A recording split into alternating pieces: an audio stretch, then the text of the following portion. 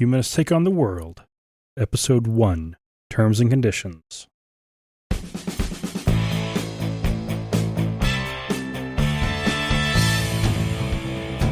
Welcome to the first episode of Humanists Take on the World. Hello.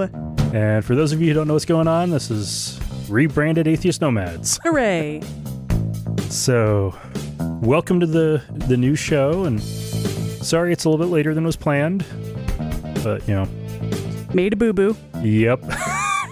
On the first recording, so we're doing it again. Yep, I had screwed up and didn't record Lauren, so we're trying again. It was a little one-sided conversation there. Yeah. That's all right. We're good now. Mm-hmm. I still don't have my milkshake. Someday. All right, so the terms and conditions. This is something that I've been kind of wanting to cover, like 443 episodes of Atheist Nomads, and I don't think I ever really did a full deep dive into all the different terms to describe people who don't believe in a god, or at least the normal gods. Yeah. So we're going to break through all of that. Okay. And try not to get into... Pull out your thesaurus. And try not to get into too much detail. We'll save some of that for next time. Okay. So, the first question, and I have these broken down to what question does each label answer. So the first question is, do you believe in God? Okay. And no. The answers I got on that one that just basically answer that, atheist and would be deist. Okay. So for a little bit of background on those, deists basically were people who, like Thomas Jefferson and George Washington and John Adams and most of the founding fathers and a lot of the Enlightenment thinkers, the early day of the Unitarians, and a handful of others. These were people who did not believe in the Christian, Jewish, or Muslim version, the Abrahamic God, or the Hindu gods. Or Hindu, or, Right. Some other indoctrinated. And like Thomas Jefferson even made points about that. Like one of his quotes was, it should not offend me whether my neighbor worships no gods or a million. Yeah. And they made statements about, the U.S., doesn't need to have an established church, nor should it be Muslim or Hindu or... Right. As an atheist, it's basically saying everything but atheist. You don't believe in anything, but you're not willing to... you're a non-believer either. And in the old days, being a deist at that point in time, I would say was the most reasonable position to take. Because this was before natural selection had been figured out to explain evolution. Right. So there had to be some kind of creator. A biogenesis wasn't a concept yet. Big Bang hadn't been discovered. So there being some kind of a creator god who was totally different than like a Christian god. Right. Somebody who created a universe and then just kind of fucked off. Right. Which then you get the, Christian assholes who claim the Declaration of Independence was, it doesn't make sense if there's no God. They basically treat it as religious scripture. Right. Because it refers to the God of creation. That was code for the God who created, the deist God, the God who created stuff and then got drunk and wandered off. Yeah. Just got high and wandered off. The tally God. Tally. Oh, God, does that age us? But yeah. Arguing with people about the founding fathers and their religious beliefs, it's like banging your head into a wall. Yep. Now, atheists, there have been atheists for probably as long as there have been people capable of thinking about, are there gods? Right. There have been non-believers for as long as there have been believers. Yeah. But we do know for sure there were some in ancient Greece. Actually documented atheists. Some of the philosophers were atheists because, they saw enough to not think there were, gods up on... We're going to study this. Nah. Well, and you also have to keep in mind the gods at that time, it was the pantheon. Yeah. So you had Zeus and Hera and Apollo and the rest all up on Mount Olympus. And yeah, needing them when Hundreds of thousands of myths and legends to right pore over. And it's like, if one is unsubstantiated, then the rest come tumbling down and you're left with this career studying philosophy with no belief. Well, there's a word for that. Yeah. So there were atheists back then. Then you get up to the Roman time period, and atheist was being thrown around as a insult for people who didn't worship the pagan pantheons. Right. So not just atheists, not just the gods of Olympus, but the Roman gods and whatever your local regional gods are and whoever your family gods are. And if you're part of a ethnic group that's not from where you're living, then the gods of your homeland. And yeah. So Jews were considered atheists, as were Christians. Because they didn't worship the gods. No. They were freaks. They were what do you call those? Monotheists. Yeah. From their point of view. So that basically covered the what we have documented until you get up into the Renaissance. And then there were a few people during the later part of the Renaissance and the Enlightenment time period who did identify as atheists. They did not see a need to have a deist god. And since Darwin figured out evolution by natural selection, that increased how many people felt comfortable taking that extra. That was the big breakthrough for people who were hanging on to something. Yeah. You needed something to explain this stuff. And so, once you got, evolution by natural selection, then, not needing to be a deist was easier to do. And then, get to the Big Bang, and that helped too. And over time, people being atheists has just continued to expand. Yeah. So, pretty good. And what it really comes down to, it just being an atheist, really all that means is that you don't believe in a god. Any gods. Yeah. I mean, duh. But it doesn't necessarily mean anything about all the rest of the stuff, but usually includes with it a handful of other things. So let's move on to the next one. Next question. Okay. Do you want to talk about it? This is a fun one. So for this one, I have put in 2 answers. Should we start with yes or no? Well, yes. Yes, want to talk about it. Would be Satanist and Anti-theist. These are the ones who are more than happy to go head to head in a debate or, fight for separation of church and state and schools, and they're running on an anti-religious platform online or anywhere. Yeah. The ones who want to debate, want to talk about it. Right. And, anti-theists generally, if you want to go purely philosophical and pedantic about it, it's somebody who, either it's somebody who is a capital A atheist, as in an atheist who not only doesn't believe in any gods, but is certain they don't exist. Yeah. And the other pedantic form would be somebody who is an atheist and wants to see religion absolutely destroyed. Yeah, hates religion. Anti-religion. Yeah. And yes, always happy to talk about it because, if you weren't, then you wouldn't claim to be an anti-theist. Right. And then Satanists, of course, they are, they have a tendency to try to use that label to help make religious elements of things like football games, high school football games, and city council meetings look ridiculous. Yeah. And it's awesome. And it just pointing out how ridiculous it really is. I love it. Yeah. On the no answer on do you want to talk about it, I'm putting agnostic. Okay.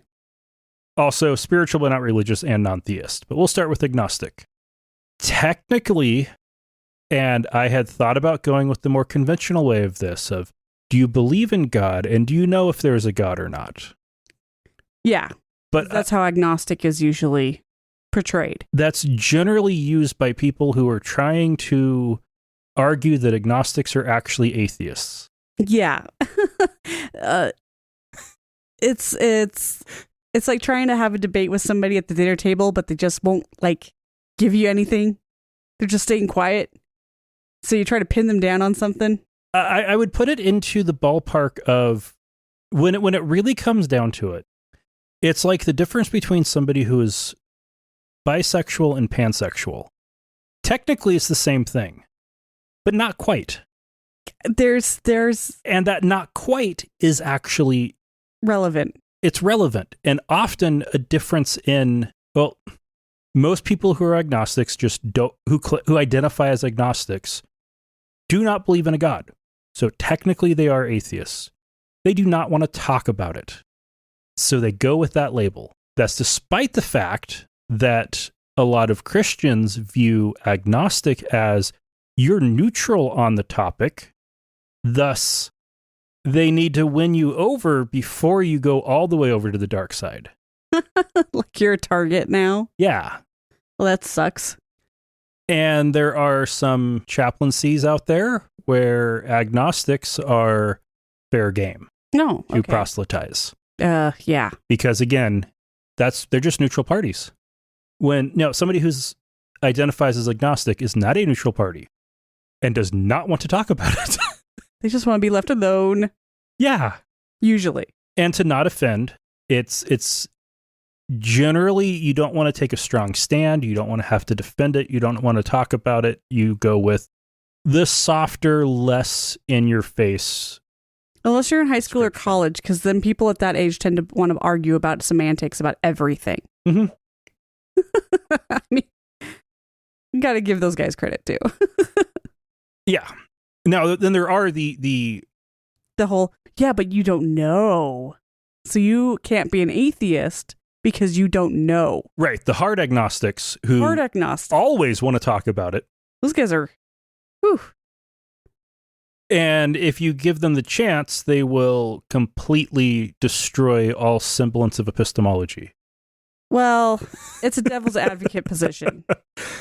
Because eventually you could get to, how do you know what anything is? How do you know what no is? Mind blown. Yeah, it's... Fuck that noise. I avoid it. Spiritual but not religious is a term that's out there, used quite a bit. Actually, way more than atheist and agnostic, as how people identify. When you look at the demographic data at this point, it's 6 to 8% identify as atheist or agnostic. Depending on the survey, it's usually a few more identify as atheist than agnostic. And then you have the rest of the people who don't identify as anything. Well, when they have to identify as something, most of them go with spiritual but not religious. Yeah, they don't go to church. They don't believe in a particular doctrine, but they still have some kind of spiritual connection to the ether that they can't explain away. A lot of these people I know are, for some reason, believe in ghosts. Yep. Or have had some kind of superstitious something happen in their life that they just can't explain away. So they hold on to that. Often will also be really into alternative medicine and very natural stuff or go the hippie or pagan leaning routes. Yeah. I've met a lot of those kind of people. Some people who on a survey would answer spiritual but not religious are pantheists or panentheists, which a pantheist is somebody who believes that God is everything, not God is everything in life, but God is literally everything in the universe. And everything in the universe is God.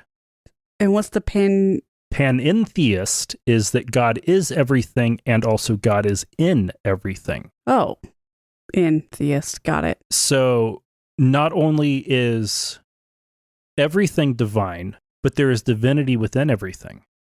So it's not the totality of the universe that is what is divine. That plant and that rock have the divine within them. Spirit. Yeah. So you get those nuances. Don't even get me started on crystals. A pop of vein. And then non-theist, I would also put in the category of somebody who does not want to be semantically locked down onto anything or to talk about it much. Not many people use that as a personal label, but it is often used as an attempt to generalize to anybody who doesn't believe in conventional gods. I see it a lot in news stories or surveys where they're talking about a general population of people, kind of umbrellas, the atheist, agnostic, spiritual. So it ends up being a much larger percentage than what you would expect, but just don't call them nuns. All right, so then the next one ends up being the question is, how should governments be run? And that's where the term secularist comes in. Okay. In history, the earliest secular organization was the Secular Society in Britain in the 1850s or 60s. Okay. Arguing... fairly recent. Yeah. Arguing for church-state separation, the disestablishment of the Church of England, the unseating of the Lord Spiritual in the House of Lords, and... sounds like my kind of party. Allowing atheists and agnostics and deists and other not members of the Church of England or Roman Catholic Church the full rights of citizenship, or I guess in their case, the full rights of being subjects of Her Majesty. Right.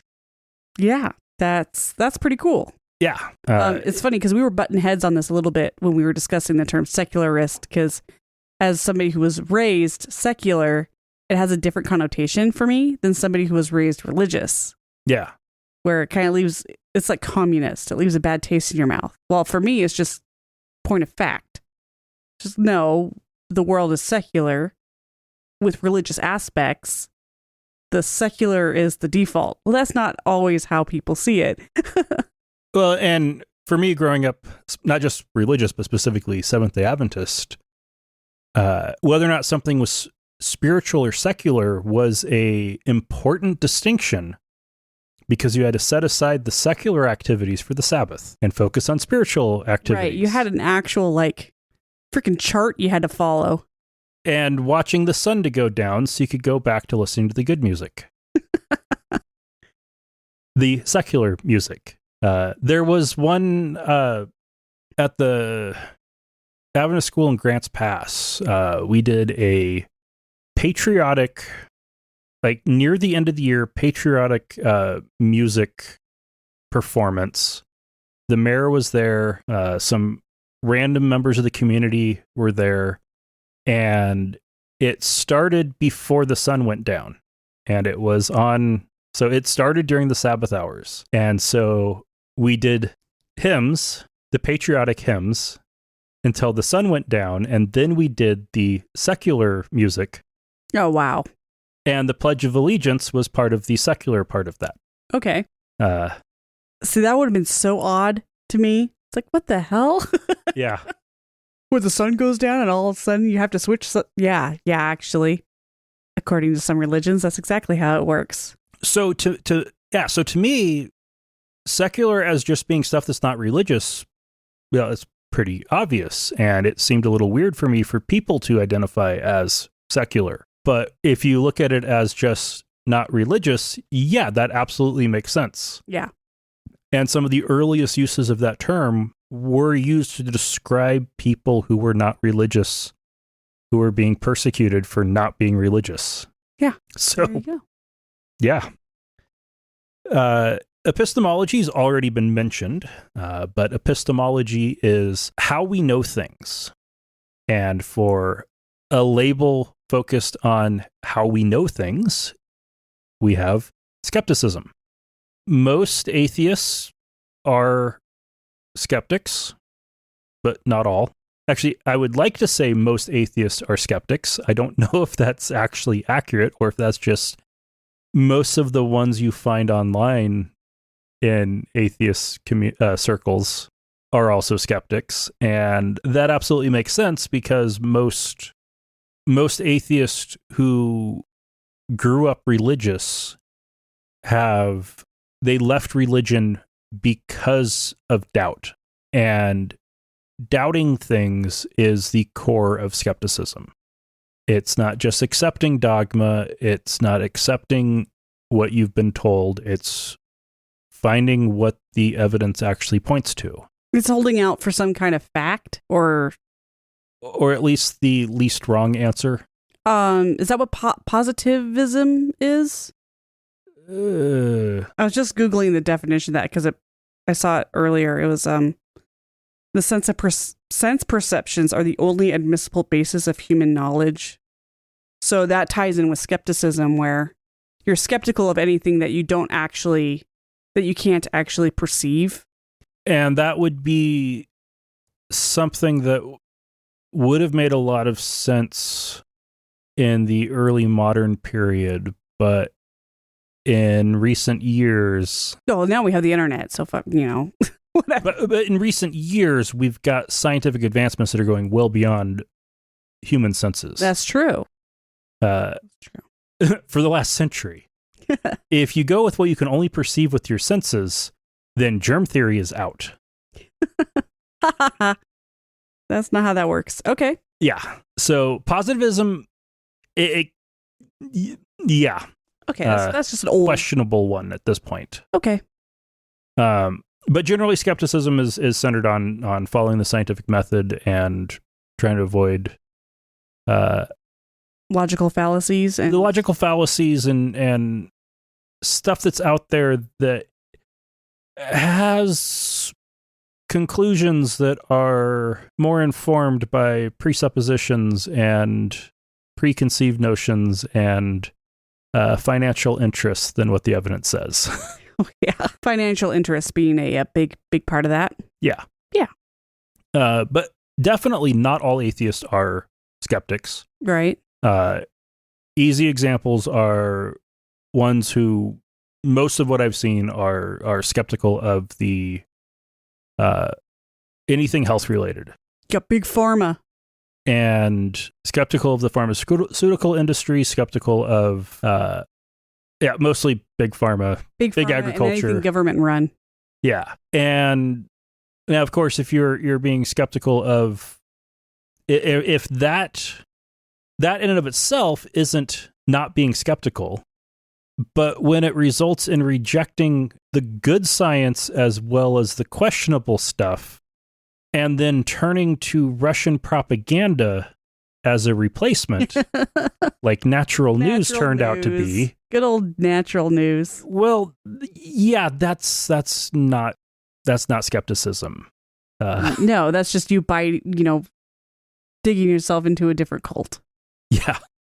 Then there's what's the goal and who's responsible. This is where humanism comes in. Good old humanism.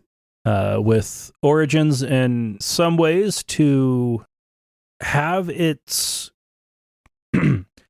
where it's originally, where you can claim its origins back to the Greek philosophers and its preservation in some form to the Islamic Golden Age, and then its reintroduction to Europe with the Renaissance and Enlightenment. It's an old philosophy. There are elements of it that are old. The modern form doesn't go back much more than the 1880s, 1890s, and wasn't really fleshed out until the 1930s. Yeah. Okay. And was... If somebody declares themselves a humanist these days, it's definitely something. It's a well-defined something versus, the humanities of the past. There's manifestos. 3 versions of the Humanist Manifesto. Its origin was in the Unitarian Seminary. Good old Unitarians.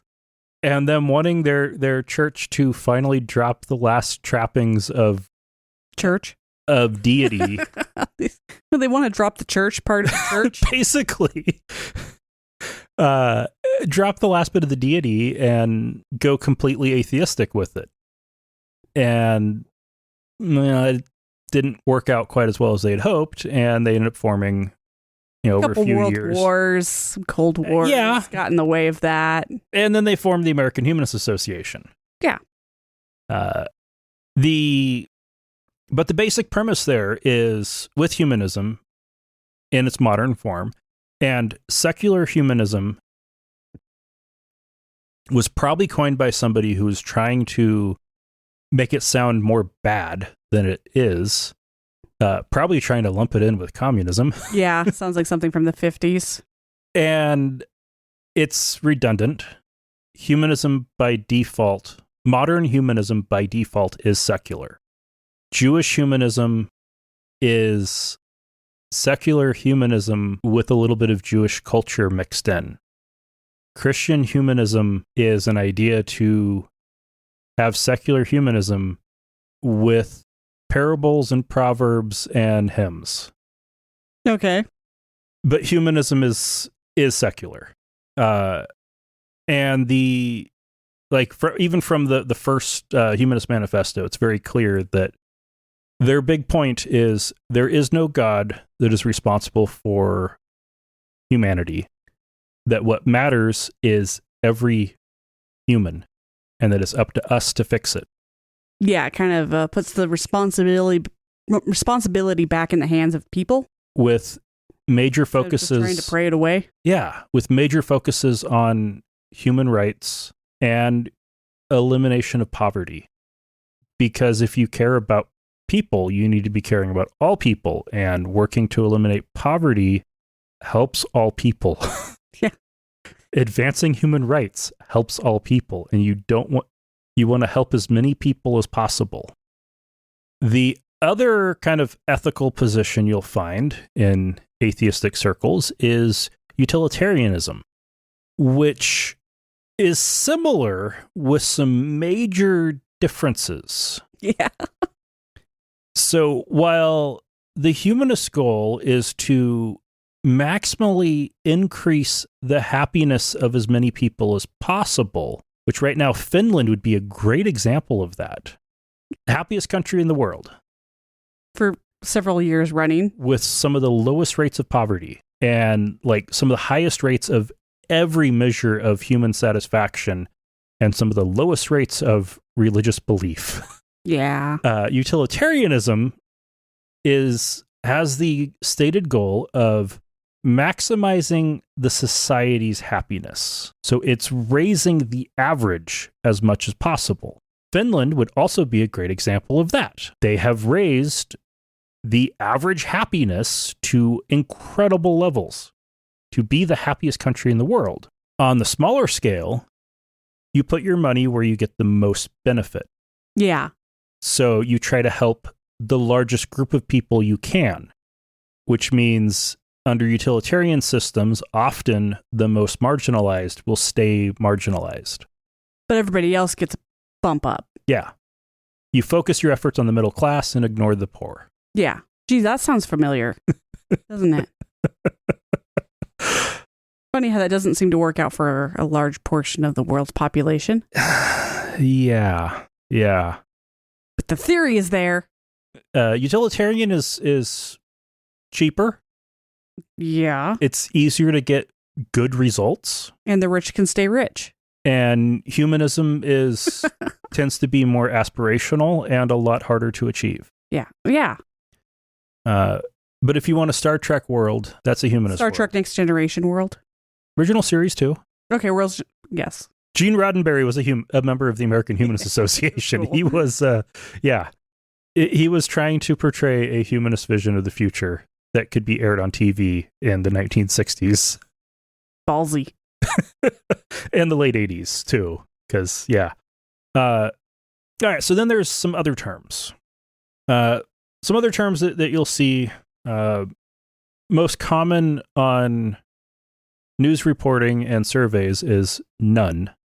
Freaking nuns. None. Hate nuns. Nobody identifies as a nun except for religious women in the Catholic Church. It's so confusing. Especially in a podcast where you can't spell it out. And that's spelled differently, of course. Yes. But yeah, they go with none on surveys because it's the answer of what religion do you identify with? And if your answer is none, you get lumped in as a none, as opposed to more clearly identifying that as no religion or non-religious. It's lazy survey writing is what it is. But that also ends up resulting in some people who will identify as they're Christian, but they don't identify with any of the Christian groups, so they select none. Yeah, I knew people in high school who were like this. Non-denominational, they didn't belong.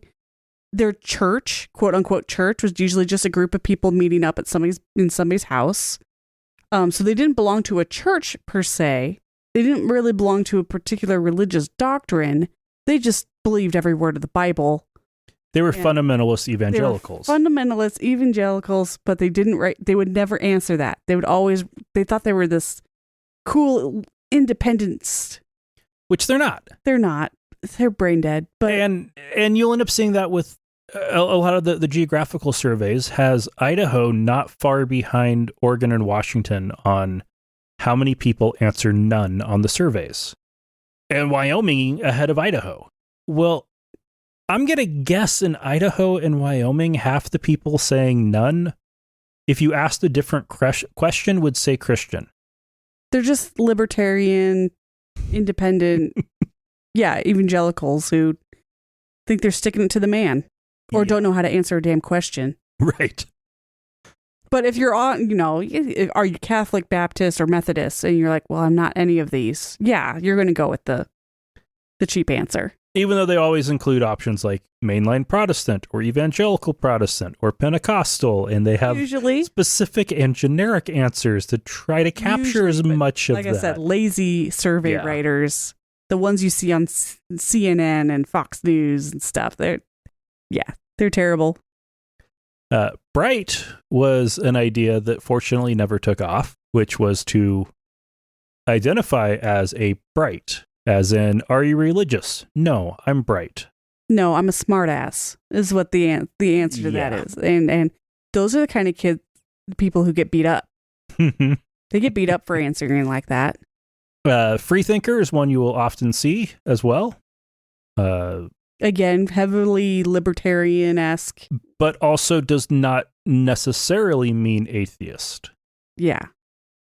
Freethinkers are, and there are some people who will say that atheists are not freethinkers because too stringent in they've decided quote, unquote, beliefs. Yeah. Yeah. They've chosen just a different dogma. And fair enough. Generally to be a freethinker just means that you are free from dogma. Spiritual. And are free to think for yourself. And we used to actually have a really cool freethinkers group here in the Treasure Valley, but they're out there. Uh-huh. And Pastafarian. Fuck yeah, they're right up there with the Satanists. But more cutesy. With the pirate regalia and just straight up sarcastic. Flying spaghetti monster. Yeah. This was before the Satanists took off. Oh yeah. I mean, Pastafarianism is old now. Yeah. That's crazy to think about. That wearing a colander on your head for your driver's license used to be so crazy. You're so crazy. No, it's not anymore. All right. Sacrificing something at the U.S. Capitol during an invocation, you're not doing it right. And we have some news.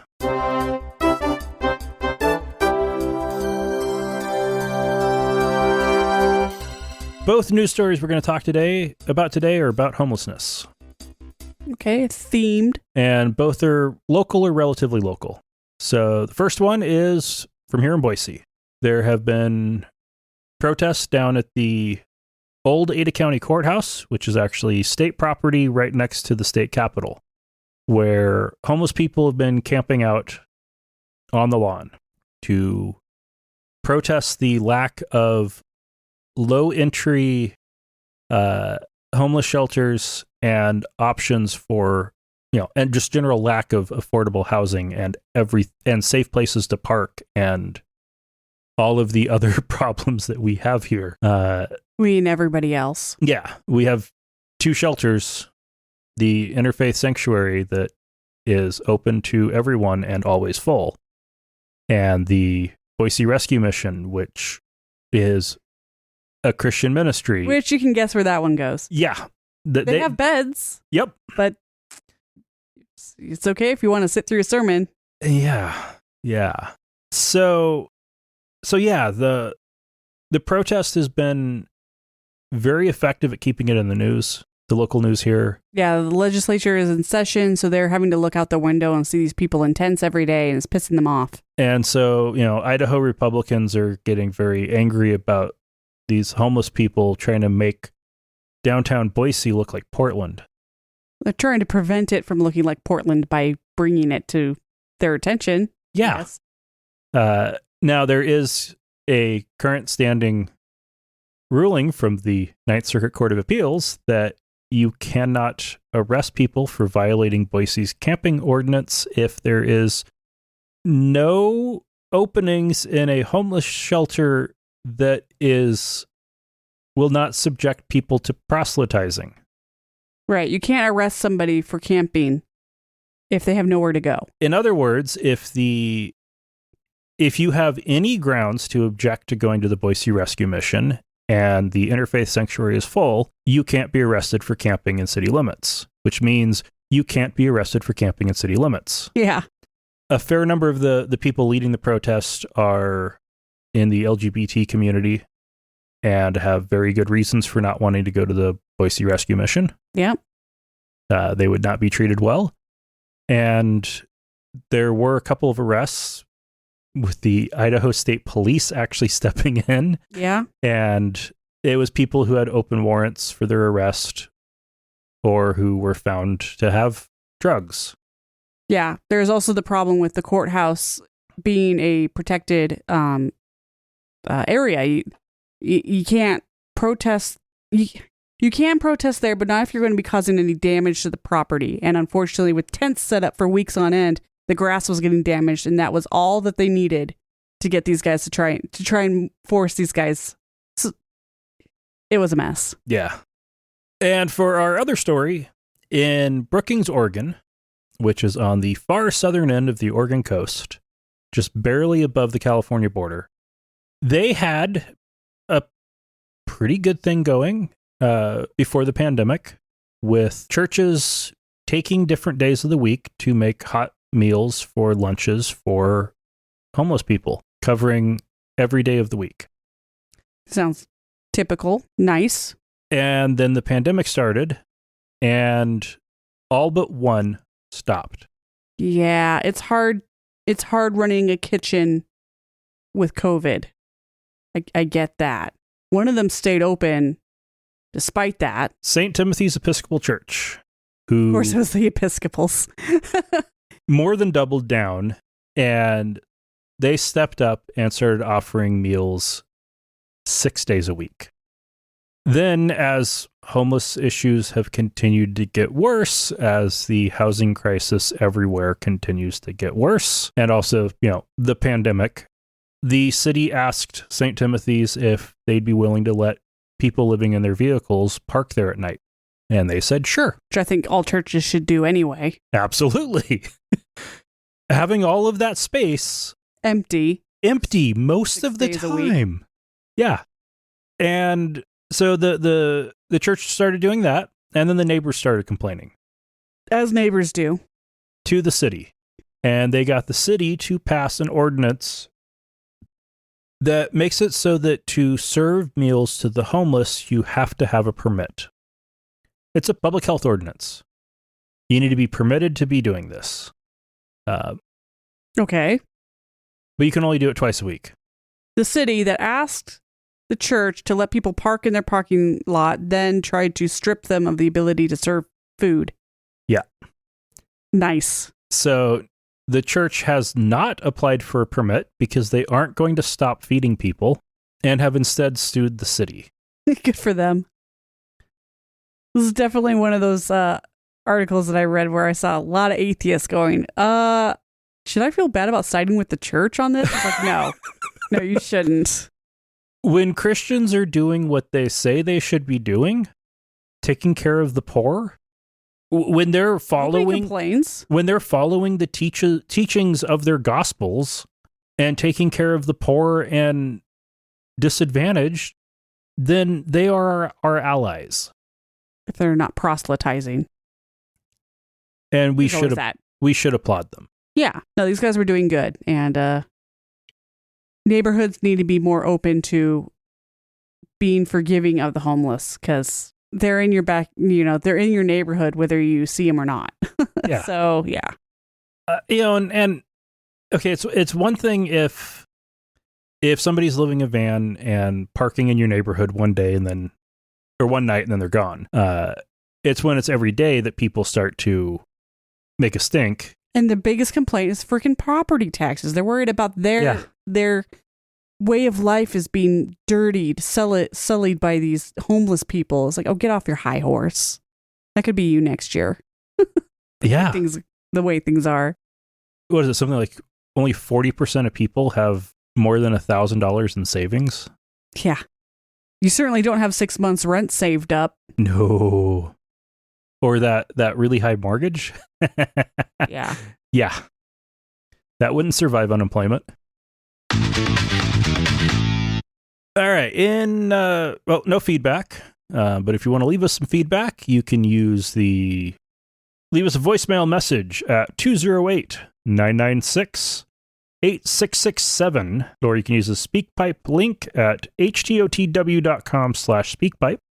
You can leave us a message on the feedback forum or join our Discord community.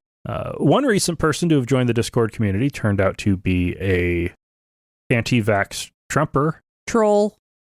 And waited a couple days after joining and then started spamming the group while I was in the middle of some really important stuff at work. And I just saw my phone kept flashing. Blowing up. Every time something happened. And then, oh man, some of the people in the group were doing a great job of trying to fight this and then trying to get my attention to stop it, and then volunteered to become moderators. All right, way to step up. Thank you, Seaflower J and Dude Man Deuce, for stepping up and helping out with that. And with the rebranding and change in the schedule, there's also been a change on Patreon where we've gone from per episode to per month. And next month, I will be adding a yearly option as well. All right. And so far, Stephen, Henry, Kristener, Blasphemer, Sally, Ballas, and Sam have all updated their patronage. Thank you. To match. So thank you all very much. That's huge. Lauren, thank you so much. Thank you. And listeners, remember, not all those who wander are lost. And you can find our website at htotw.com or humaniststakeontheworld.com, where you can find all of the links to everything that you would want to have anything to do with us. So, htotw.com.